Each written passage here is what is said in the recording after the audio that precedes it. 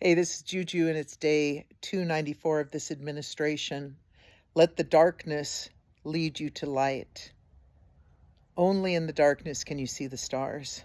Second quote is by Martin Luther King. The first one is by one of my followers on YouTube. And so I'm sitting here on my swing thinking about darkness and light.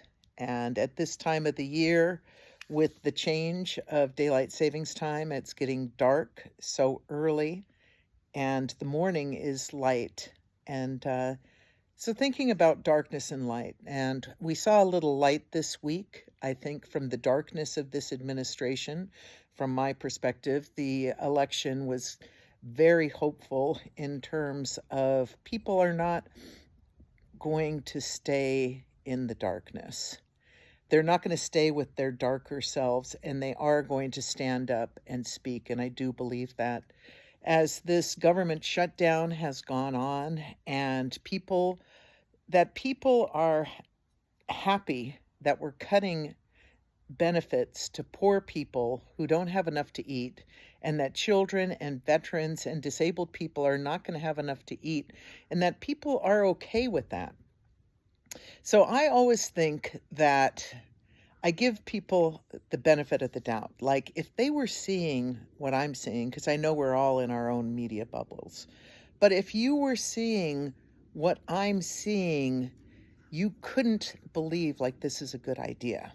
You know, I don't think that there are people that are that lacking in empathy that when they see a video of a child being forced to the ground and being zip tagged, to see the violence that is happening and to be okay with that. I just think people aren't seeing the same thing, because I know we're all in our own media bubble. I was having a discussion with my best friend, and she said she had a woman say that she really makes her really happy to watch all these videos of the ICE agents detaining the immigrants. And that is just like shocking to me. Now, that makes me curious, very curious about what videos she's seeing, why she likes watching those videos, what has happened in her life that it would make her feel good to see other people punished, and have immigrants really negatively affected her life? What are the stories behind that? How do you not have empathy?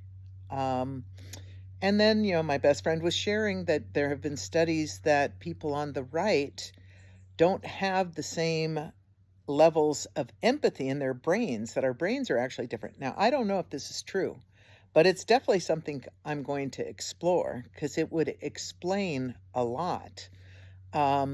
Because to me, I want a vision of this, the richest country in the United States, is one where everyone is taken care of. It's never been that way, but this would be my vision. This is what I'm wanting. I want everyone to have a place to live. I want everyone to have enough food to eat, to have electricity so that they have light, that they have a good education, that they're supported in their education, that they have meaningful work, and that they are community-based and loving. That's what I want for this country. That's to me what being a patriot is all about. But it's just my perspective, and this is Juju, unfiltered, unscripted, sitting on the swing.